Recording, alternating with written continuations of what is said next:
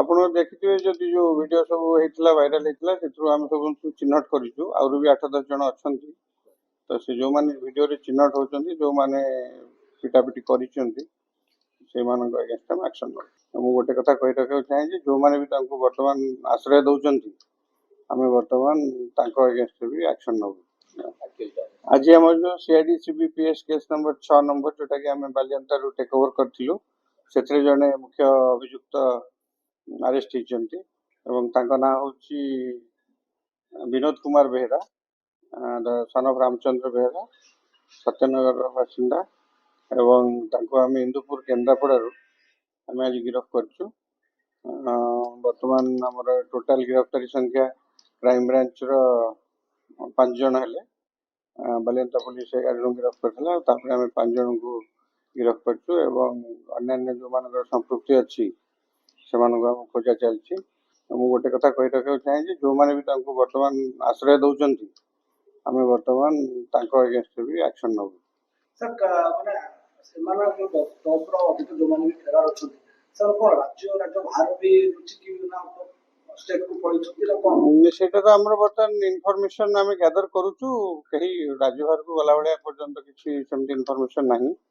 ସେ ଦେ ଆର୍ counselling their presence.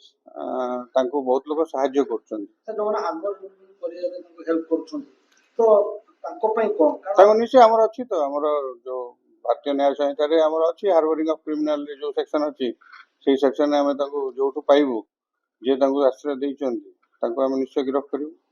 ଲୋକ ଜାଣିକି ଏମିତି କେମିତି କରୁଛନ୍ତି ସାର୍ କି ଲୋକ ମାନେ ଲୁଚେଇବା ଜଣକୁ କନସିଲ୍ କରି ରଖେଇବା ହଁ ମେନଲି ସେମାନେ ସେଇ ତ ରିଲେଟିଭ ଘରକୁ ପଳେଇଥାନ୍ତି କି କୋଉ ସାଙ୍ଗ ଫାଙ୍ଗ ଘରେ ଥାନ୍ତି। ତେଣୁ ଆମେ ବର୍ତ୍ତମାନ ଖୋଜୁଛୁ ନିଶ୍ଚୟ ପାଇଲେ ଆମେ ଉଭୟଙ୍କ ଏଗେନ୍ଷ୍ଟରେ ଆମେ ଆକ୍ସନ ନେବୁ।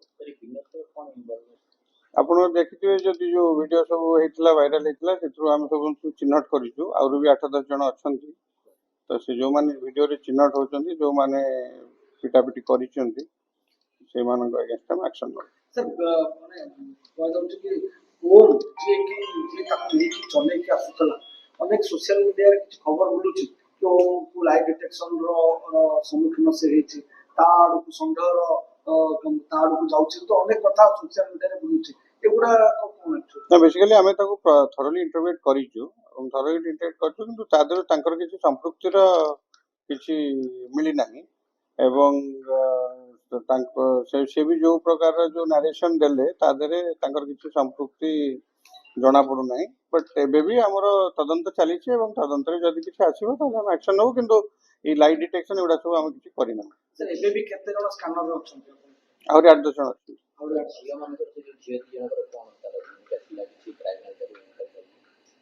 ଝିଅ ମାନଙ୍କର ସେମାନେ ତ ଗୋଟେ କମ୍ପ୍ଲେନେଣ୍ଟ ଅଛନ୍ତି ଆମର ଗୋଟେ କେସରେ ସେମାନେ କମ୍ପ୍ଲେନେଣ୍ଟ ଅଛନ୍ତି ଯୋଉଥିରେ କି ସେମାନେ ଡିସିଜ୍ ଏଗେନ୍ଷ୍ଟରେ କହିଛନ୍ତି ତେଣୁ ସେଇଟା ବି ଇନଭେଷ୍ଟିଗେସନ ଚାଲିଛି ତାଙ୍କର ୱାନ୍ ରେକର୍ଡ ହେଇଛି ଷ୍ଟେଟମେଣ୍ଟ ଆମେ ନେଇଛୁ ତ ସେଇଟା ବି ପାର୍ଲାଲି ଚାଲିଛି ସେଇ ସେମାନେ ତ ସେଇଟା ସେଠି କରୁଛନ୍ତି ଏଇ କେସଟା ଆମେ ନେଇଛୁ ତ ବାଲିଅନ୍ତାରେ ବି ଚାଲିଛି।